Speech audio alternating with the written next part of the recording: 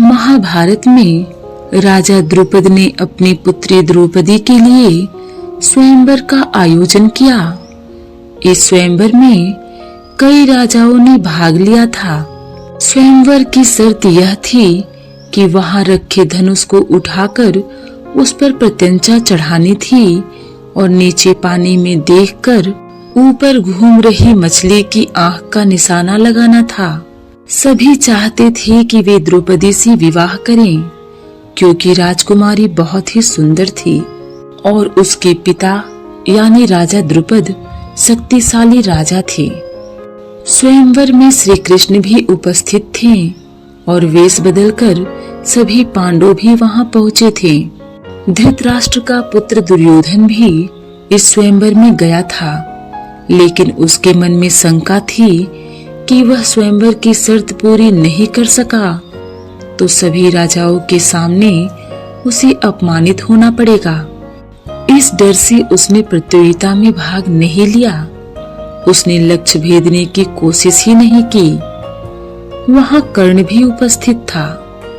जब कोई राजा इस प्रतियोगिता की ओर आगे बढ़ता था तो द्रौपदी श्री कृष्ण की ओर देखती थी ताकि उसे ये मालूम हो सके कि राजा विवाह योग्य है या नहीं।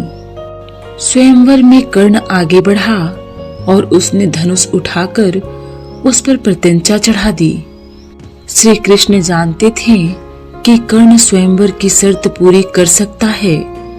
उन्होंने द्रौपदी को इशारा कर दिया कि ये तुम्हारे लिए उपयुक्त वर नहीं है। इशारा मिलते ही द्रौपदी ने घोषणा कर दी कि वह किसी सूत पुत्र से विवाह नहीं कर सकती।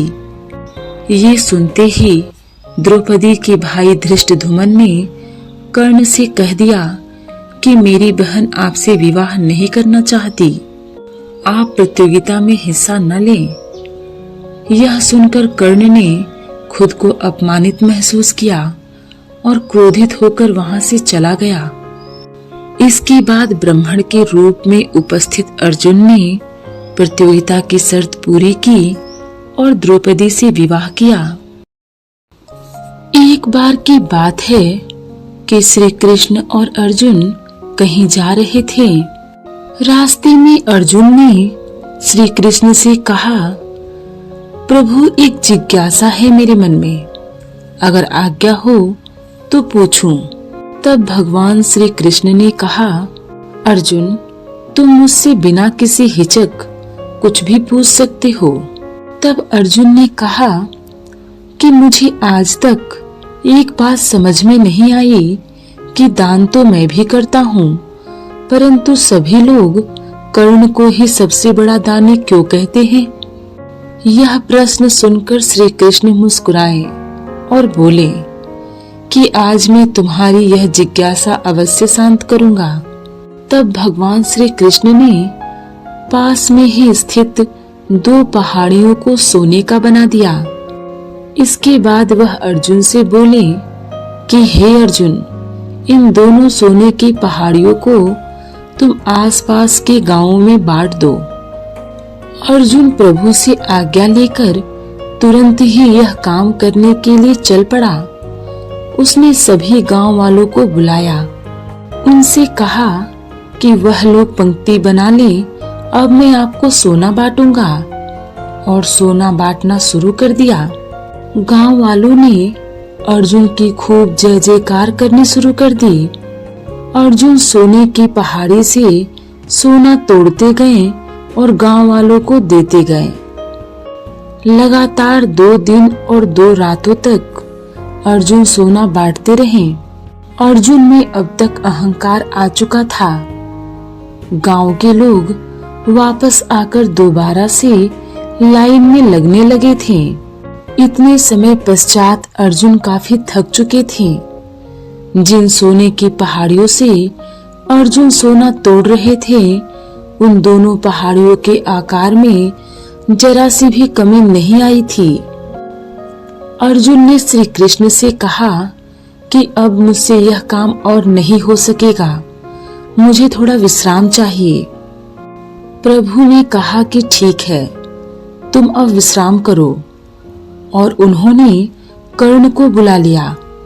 उन्होंने कर्ण से कहा कि इन दोनों पहाड़ियों का सोना इन गांव वालों में बांट दो। कर्ण तुरंत सोना बांटने चल दिए।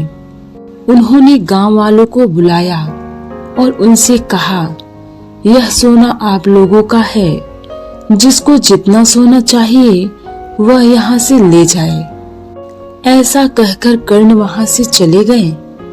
यह देखकर अर्जुन ने कहा कि ऐसा करने का विचार मेरे मन में क्यों नहीं आया। तब भगवान श्री कृष्ण ने अर्जुन को शिक्षाप्रद भाव से कहा कि तुम्हें सोने से मोह हो गया था।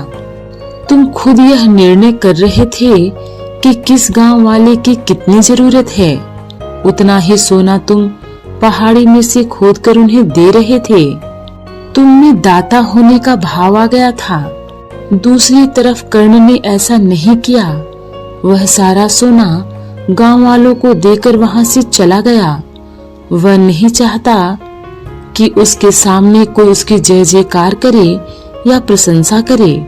पीछे भी लोग क्या कहते हैं उससे उसको कोई फर्क नहीं पड़ता। महाभारत में कर्ण ने श्री कृष्ण से पूछा, मेरी माँ ने मुझे जन्म लेते ही त्याग दिया, क्या ये मेरा अपराध था कि मेरा जन्म एक अवैध बच्चे के रूप में हुआ? द्रोणाचार्य ने मुझे शिक्षा देने से मना कर दिया क्योंकि वे मुझे क्षत्रिय नहीं मानते थे। क्या ये मेरा कसूर था? परशुराम जी ने मुझे शिक्षा दी, साथ ही श्राप भी दिया कि मैं अपनी विद्या भूल जाऊंगा क्योंकि वे मुझे क्षत्रिय समझते थे। भूलवश एक गौ मेरे तीर के रास्ते में आकर मर गई और मुझे गौवध का श्राप मिला। द्रौपदी के स्वयंवर में मुझे अपमानित किया गया क्योंकि मुझे किसी राजघराने का कुलीन व्यक्ति नहीं समझा गया। यहाँ तक कि मेरी माता कुंती ने भी मुझे अपना पुत्र होने का सच अपने दूसरे पुत्रों की रक्षा के लिए स्वीकारा। मुझे जो कुछ मिला दुर्योधन की दया स्वरूप मिला। तो क्या ये गलत है कि मैं दुर्योधन के प्रति अपनी वफादारी रखता हूँ? श्री कृष्ण मंद मंद मुस्कुराते हुए बोले, कर्ण, मेरा जन्म जेल में हुआ था। मेरे पैदा होने से पहले मेरी मृत्यु मेरा इंतजार कर रही थी। जिस रात मेरा जन्म हुआ उसी रात मुझे मेरे माता पिता से अलग होना पड़ा। तुम्हारा बचपन रथों की धमक, घोड़ों की हिनहिनाहट और तीर कमानों के साये में गुजरा। मैंने गायों को चराया और गोबर को उठाया। ये नहीं पाता था तो मेरे ऊपर प्राणघातक हमले हुए। कोई सेना नहीं, कोई शिक्षा नहीं, कोई गुरुकुल नहीं, कोई महल नहीं। मेरे मामा ने मुझे अपना सबसे बड़ा शत्रु समझा। जब तुम सब अपनी वीरता के लिए अपने गुरु व समाज से प्रशंसा पाते थे, उस समय मेरे पास शिक्षा भी नहीं थी। बड़े होने पर मुझे ऋषि सांदीपनि के आश्रम में जाने का अवसर मिला। तुम्हें अपनी पसंद की लड़की से विवाह का अवसर मिला। मुझे तो वह भी नहीं मिला जो मेरी आत्मा में बसती थी। मुझे बहुत से विवाह राजनैतिक कारणों से या उन स्त्रियों से करने पड़े जिन्हें मैंने राक्षसों से छुड़ाया था। जरासंध के प्रकोप के कारण मुझे अपने परिवार को यमुना से ले जाकर सुदूर प्रांत में समुद्र के किनारे बसाना पड़ा। दुनिया ने मुझे कायर कहा। यदि दुर्योधन युद्ध जीत जाता तो विजय का श्रेय तुम्हें भी मिलता, लेकिन धर्मराज के युद्ध जीतने का श्रेय अर्जुन को मिला। मुझे कौरवों ने अपनी हार का उत्तरदायी समझा।